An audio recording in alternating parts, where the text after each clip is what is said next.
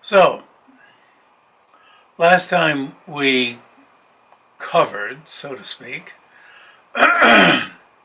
Tsongkhapa's chastising of those who get this reasoning wrong. This being the indented paragraph just before B. With respect to this, some say, right? And we went over that paragraph carefully to determine the parts of the opinion that were right and that which was wrong, which is wrong. The problem was with not leaving any room for the dependent arising of going, and thus along with that coming, walking, motion. And if you don't leave any room for dependent arising, you don't leave any room for the compatibility of depending arising and emptiness, or of emptiness and dependent arising. As Ginen Chimpel, whom some people claim was Tibet's the greatest Tibetan intellectual of the 20th century, which I consider to be, one of the most absurd statements that one could make.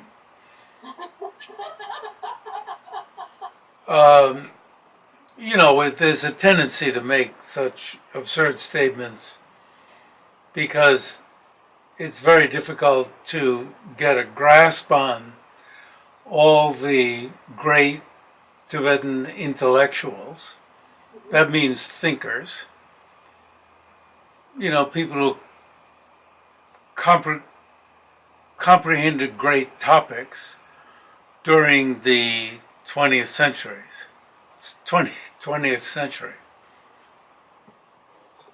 So, to mark out somebody as the greatest is it's a big problem. It's a big task. But probably what somebody who says that is thinking, Ginen Chimpel is somebody who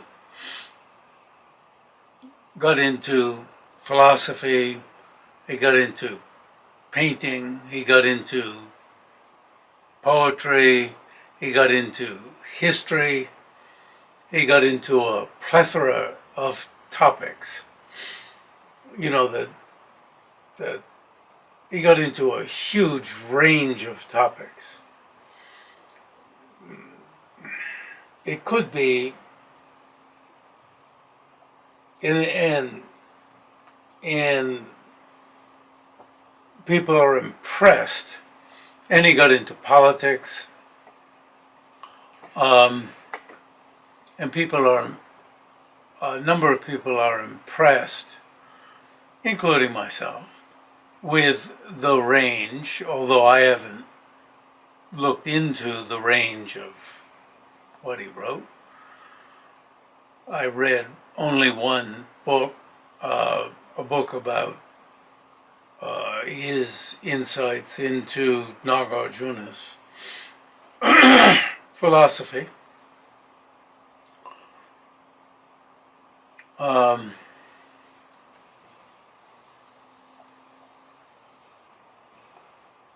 And, I wouldn't dare, I'd just say he wrote, he got into a lot of, many different topics. Well, I wrote also and translated his book about sex, heterosexual sex, and in fact I did a lot of research eventually, when my brain was such that I was trying to reconstruct my brain's capacity after being hospitalized and incapable of comprehending the amount that on Buddhist philosophy, psychology, etc., that I used to be able to have some knowledge of, the great topics and so forth. But then I wanted to stretch my mind. So I thought, well, that was something, that work which I had done earlier, and which I've talked about earlier in this context, which was something I inadvertently was forced into doing when I was asked by a Tibetan noble lady to translate that text, and I did not at all want to do it, but foolishly said, well, I'll ask Geshe Wangyal, the abbot, if I should do this, assuming that he would say, no, by no means. And he said, by all means, do it. So I was stuck with doing it. And with the noble lady, we went to a house down the street, and Sitney and stanza by stanza went through the whole goddamn text.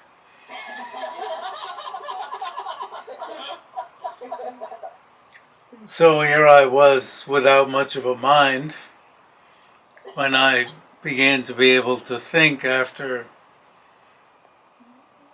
from my aphasia.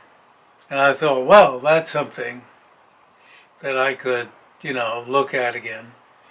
But then began getting out.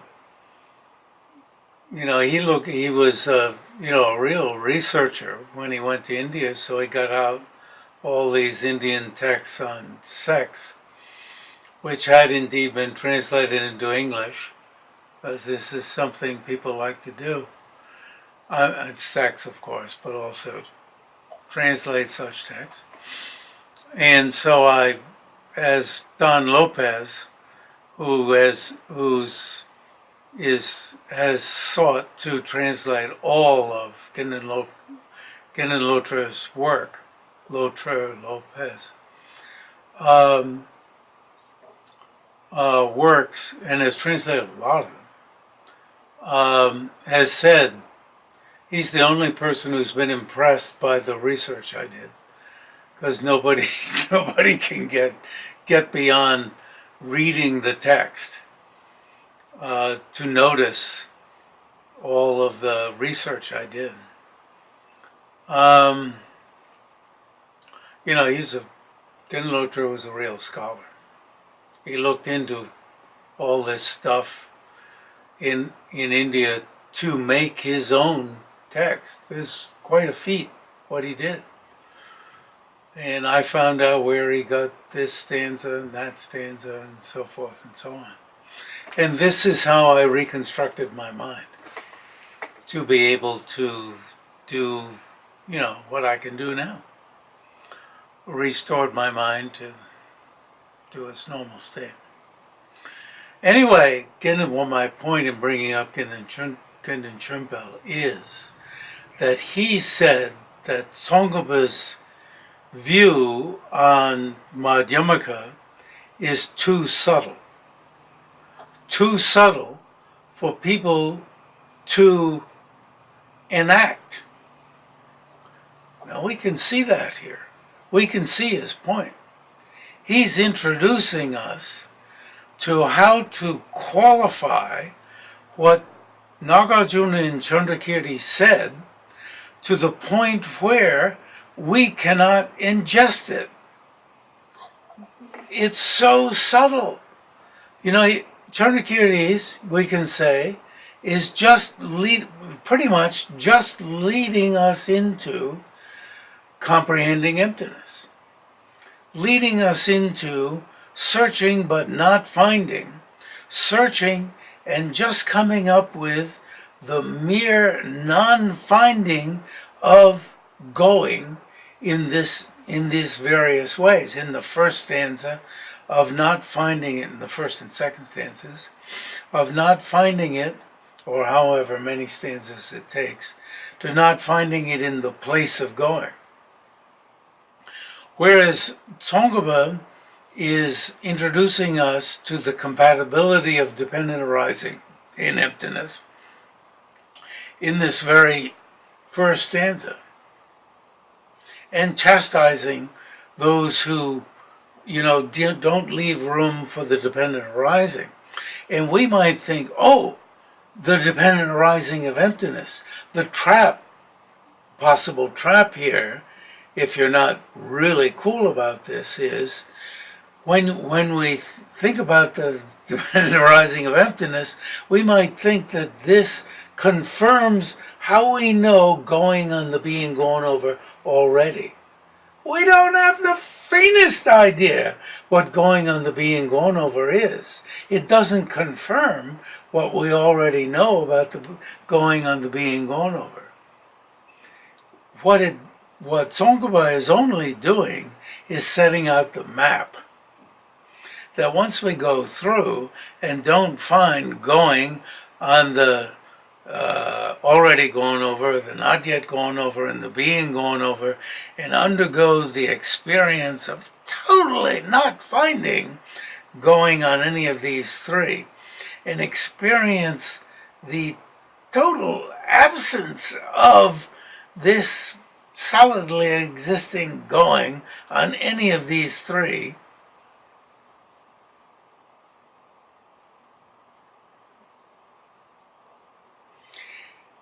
in time coming to experience, as Tsongkhapa calls it in the in any of his works, but the middle-length exposition of the stages of the path, illusion-like going on the being gone over, but illusion-like going. Illusion-like going means not inherently existing, or within knowing the utter absence, within knowing an utter absence, somehow there's a going on the being gone over. You see? Maintaining the result of this utter absence, knowing the illusion-like going. Wow! He's bringing this up in all this yellow material, even in the first stanza. So you see, again, I want to say Genen Lothar, Genen Chimpel's point is, this is too damn subtle. So this is my drink of water. Got two drinks in front of me.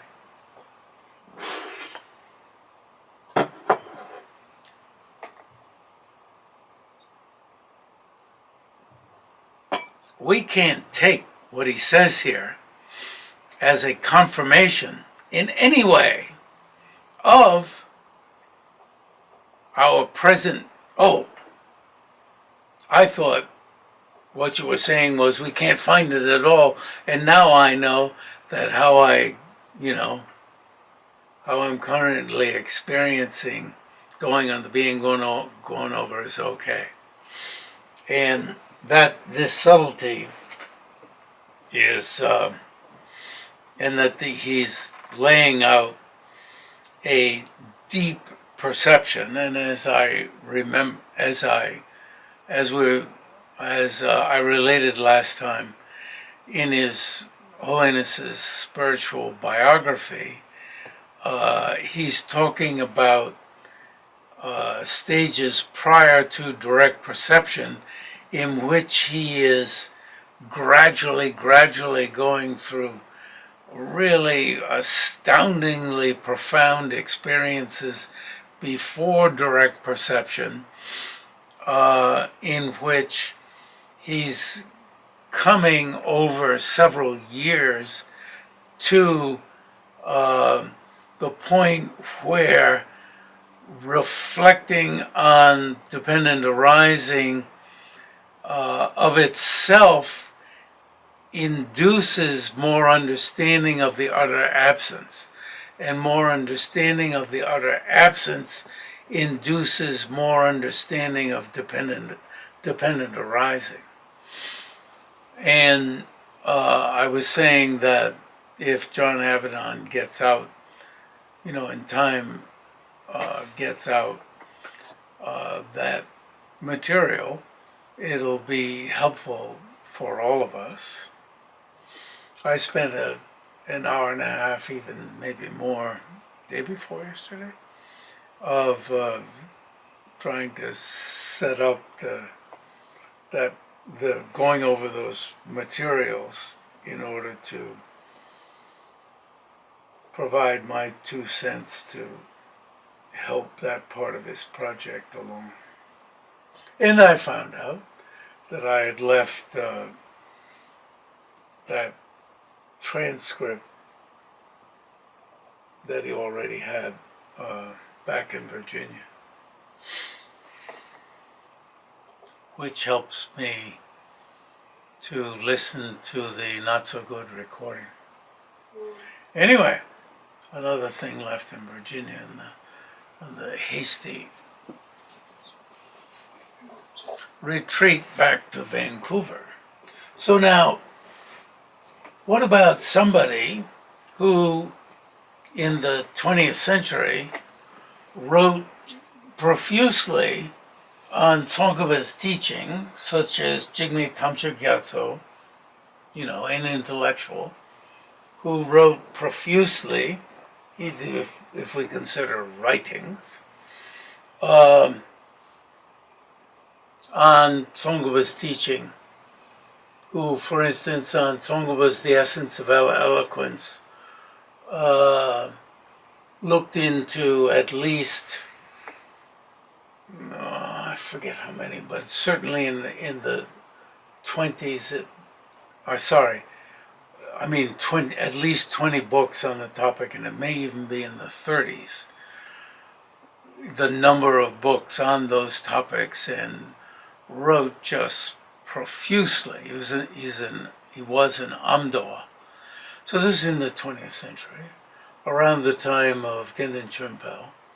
And so if somebody said Gendin Chimpel was the greatest intellectual, well, this is Jigme Tamche Gyatso is somebody whose work I'm a little bit familiar with. I would immediately come back and say, well, now here's a great intellectual.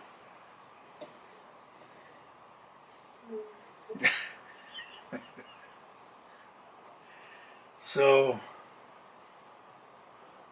if somebody said Tsongkhapa is arguably the greatest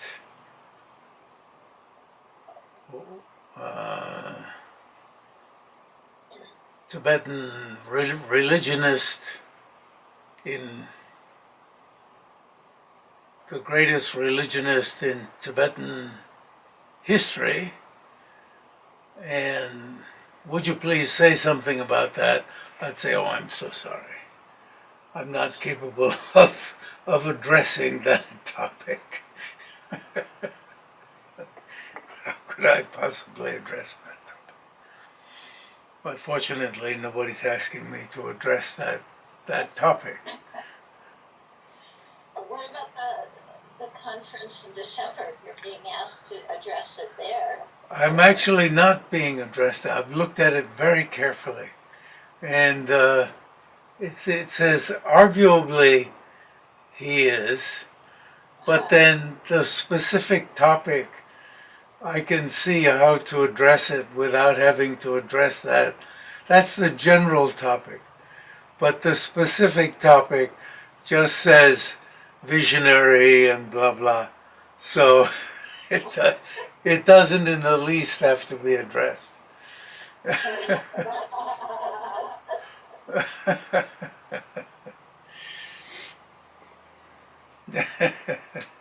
It strikes me as a, if one, and even it says arguably, to put it up for argument. uh, what are you going to say? I'll put it back to you. Me? Yes? Yeah. It's sort of like a don't go there. Don't don't go there. No, I don't mean don't go to South India. I'm going. But despite going there, I'm not going to on that slant. Yeah, there are plenty of things that can be said. So anyway, so that takes care of the first. So then we're up to the B. So the objector, and Tsongkhapa makes it clear. And I was wondering about my adding in Nagarjuna says. All this means that his text, in laying out the objector's position, it's not that Nagarjuna holds stanza number 2, he's just laying out the objector's position. This is the person in the street, right? It's sort of like, hey, come on. Hey, buddy, come on. Don't be so frickin' stupid. Where there's movement, there's going. Even you move your hand, there's some going. Or if it's like this, it's coming. If it's like this, it's going. What's the matter with you?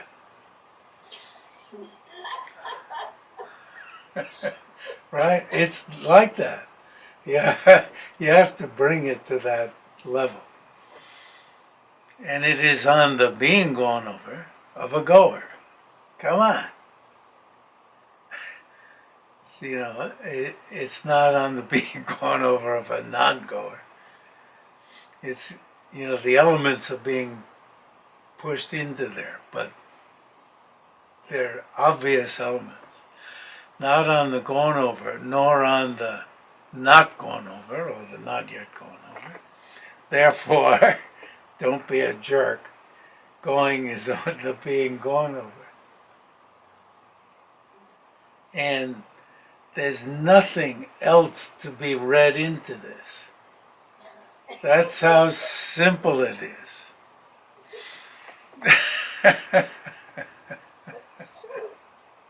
Yeah. Right. And fortunately, Hopkins, whoever he is, made this objector's proposition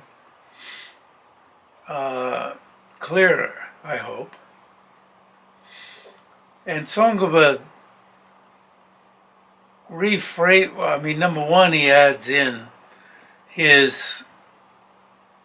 what he's already said many, many times, but he wants to point out what's at the basis of this, of the objector's point. It's like, you already told us. The gone over is that of which an action of going has ceased. Now, if we don't recognize that as having been said a number of times, that's okay. If you don't recognize that that's been said a number of times. But he said it a number of times. And why does he say it a number of times? Because it might not have sunk in by now. And the not yet gone over, but it's very specific. It means the not yet gone over, what you're going to go over on your current path. You've got a path, you're going into Newport, and we're assuming non-interruption of your trip. Is that of which an action of going is not yet produced, and it's going to be produced. So then I was looking at it, and I was, if you get real fussy, Tsongkhapa is rephrasing everything Chandrakirti said. He's rephrasing it to make it, I don't know, easier to comprehend. But nothing here, I felt, needs to be in yellow. You could put it in faint yellow.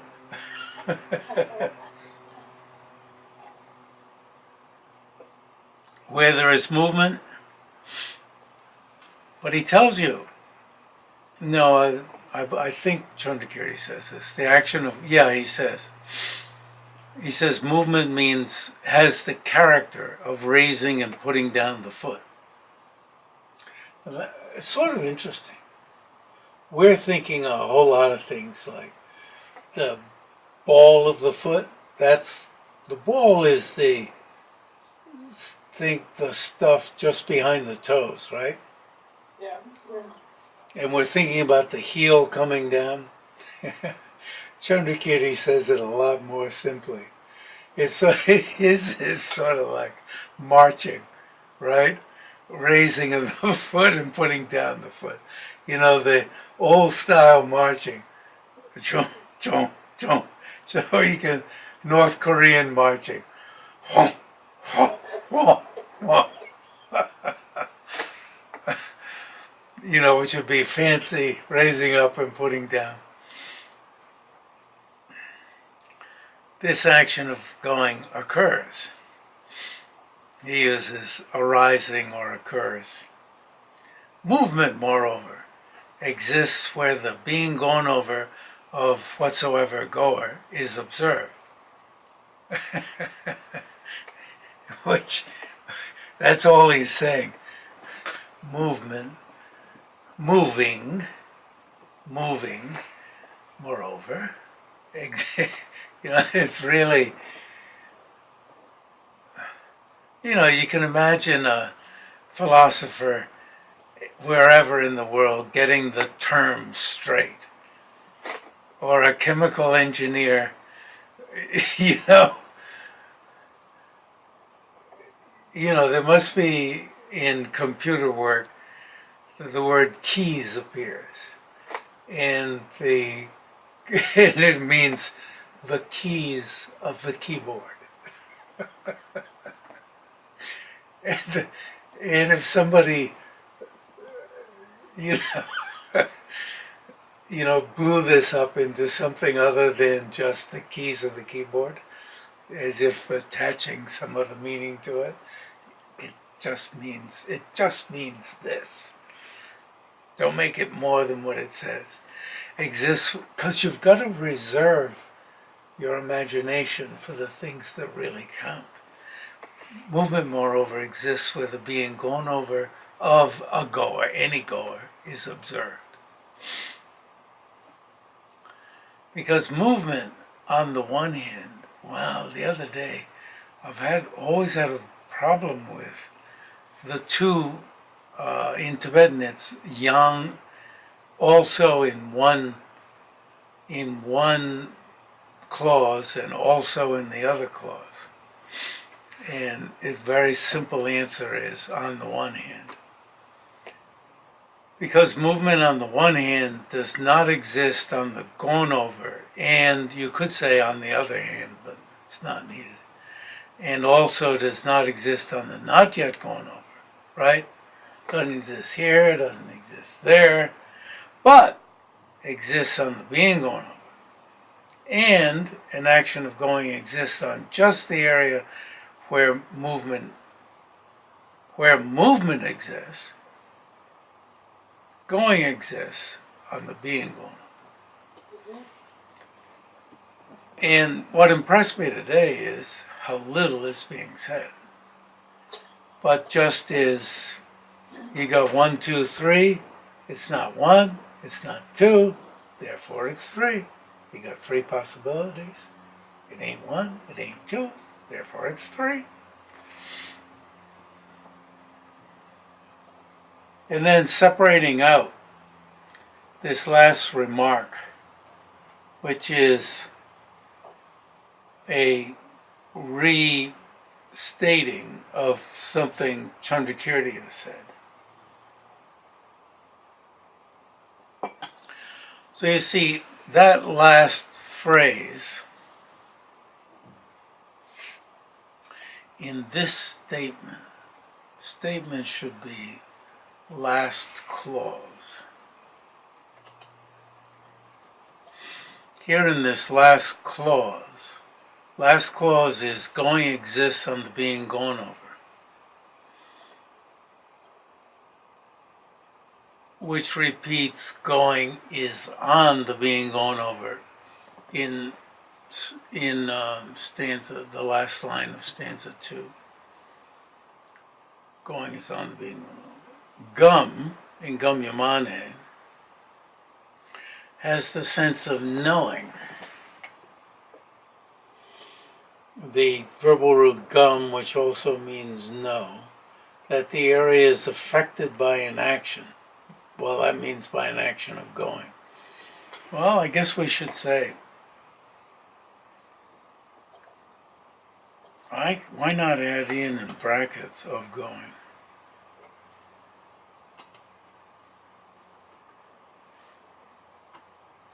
And gum in gati, going, right within that clause, has the sense of proceeding. Gum means proceeding. So the gum in Gamyamane, I think he's saying, has more the sense of knowing. But frankly, I think it means both knowing and going. You like being gone over? Being gone over. And gum in gati, going, has the sense of proceeding to another area. But this is what Chandrakirti says.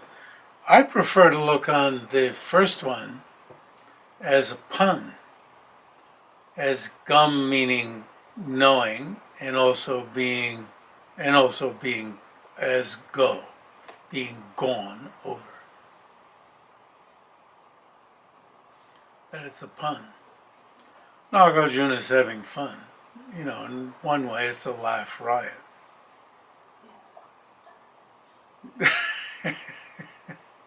You see the guy chuckling.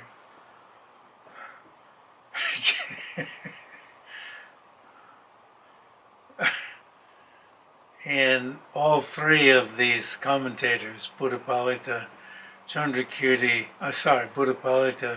Bhavaviveka, and Chandrakirti, take this gum of Gamyamane as being either apprehend or know. Now, I forget which one is which. Chandrakirti obviously is know, and I'd have to look at the commentaries to say. One is apprehend between Buddhapalita and Bhavaviveka. One is apprehend and one is I wonder. In Tibetan, I think one is sung, meaning apprehend, and the other is mik, which can mean apprehend and can mean observe.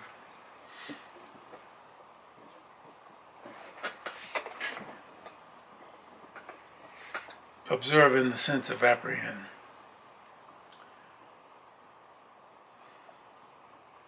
Now, I did a whole bunch of other, or a range of other things yesterday, whereas I should have been doing this topic yesterday. Yesterday morning, is usually Kathy Rogers' work with her on Dharmakirti. Now, this topic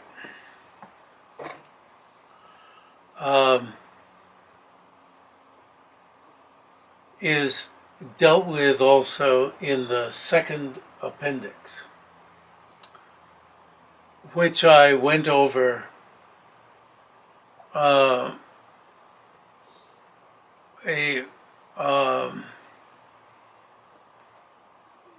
don't know, a few months ago, just to get whatever my thought was when it was first done, properly typed.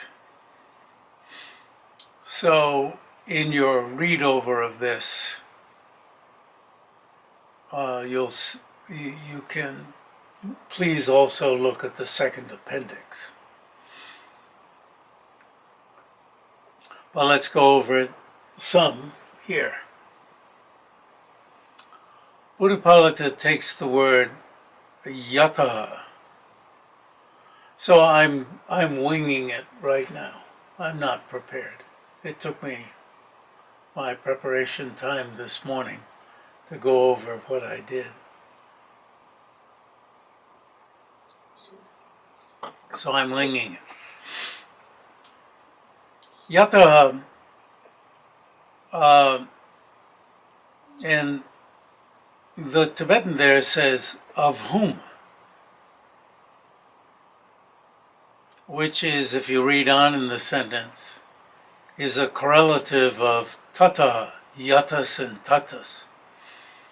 The H just comes from, instead of yatas, tatas, the S turns into a H with a dot under it, which is yata, tata, yatas, tatas. Which is pretty odd that would mean of a goer. But ya is, ya could be the verb e in Sanskrit, which is, e means go. So, and if you turn this into I believe, present active participle in the genitive case of a goer,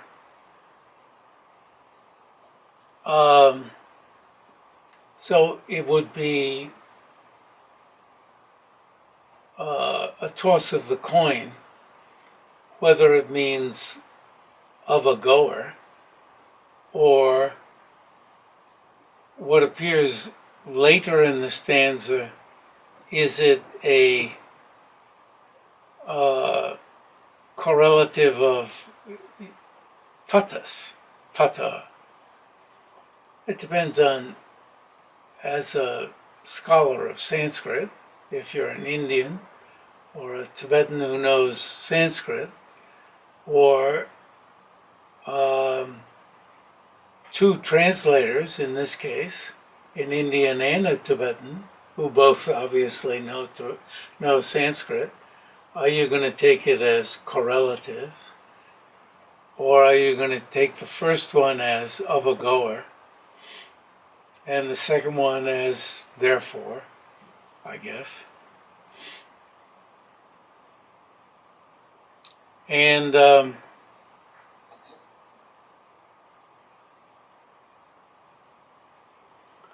so Buddhapalita took yata as of a goer. Bhavaviveka intelligently. Both of these are intelligent readings. So you see, this is the stuff they argue about. If that were the case, Bhavaviveka says, then tata, or tatas, would have no correlative.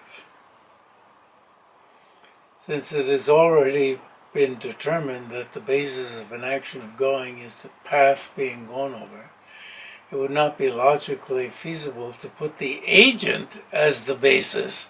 You fool, Buddhapalita. It would not be, you say, it would not be logically feasible, you fool, Buddhapalita, to put the agent as the basis, as in the being gone over of a goer. Ass that you are. Also, he's really on Buddhapalita. I mean, I've translated almost endlessly, and then John Sheba's followed through on it almost endlessly. Not quite endlessly, but come on, the volumes are there. And then Chandrakirti comes to Buddhapalita's defense and is saying, you ass Bhava Viveka. You're not quite you ass, but also, since it was formally refuted that the action of going is on the gone over, or on the not yet gone over, it has already been established that the action of going is on the being gone over. You see, I'm just winging it here. I don't know what the rest of the sentence is going to say.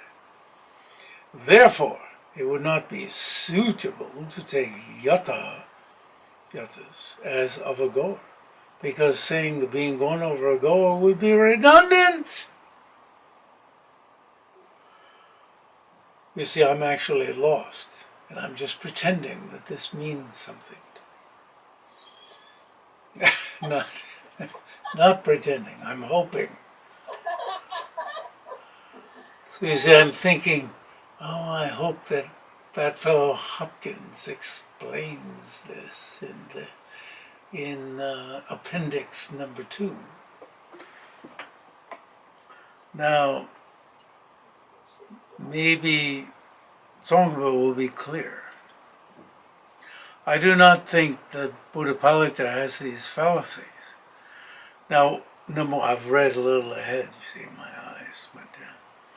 So he gives a similar type of situation. There are many instances of stating yasmat and yada. These are which appear at the head of a reason or time clause. Reason would be because, or time, when,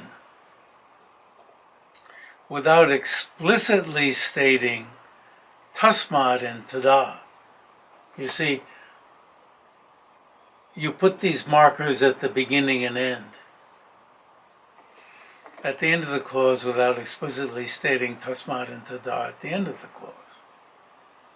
Hopkins put that in to clue us. Yeah, okay. Also, although present going exists in a goer, and although it's been refuted that the action of going is on the gone over or on the not yet gone over, Nagarjuna further refutes the beginning of going on the gone over, the beginning of going on the gone over and the not yet gone over. And it's not redundant here. You're accusing Bhava-viveka, you're accusing Buddhapalita of being redundant. Well, if you're going to accuse him of being redundant, you're going to have to accuse Nagarjuna of being redundant.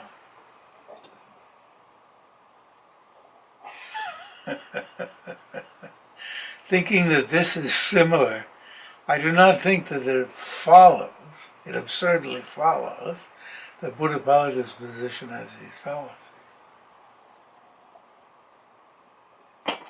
Therefore, now you have to read on. You can't let intervention of Tibetan stop you from going on, because you have to find out if it's still connected. Therefore, the translation into Tibetan in the second foot as, because that movement is on the being gone over is wrong. The line should be taken in accordance with the older translation, You see, Tsongkhapa's comparing texts, translations. That movement is on the being gone over of a goer, rendered in Tibetan as Kangi, meaning of whosoever, that is, of a goer. Oh my God, that's worn me out.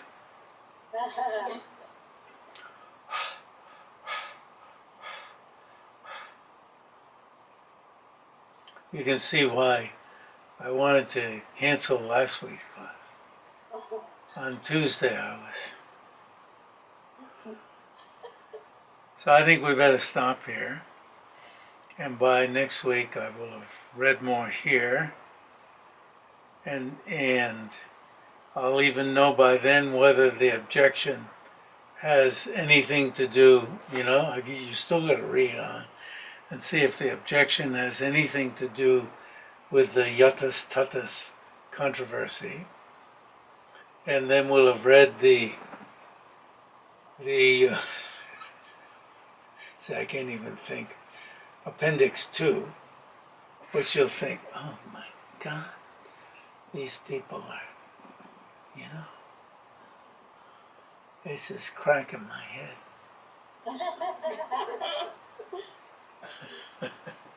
All right, so we're on for next week. Absolutely. Okay, see you then.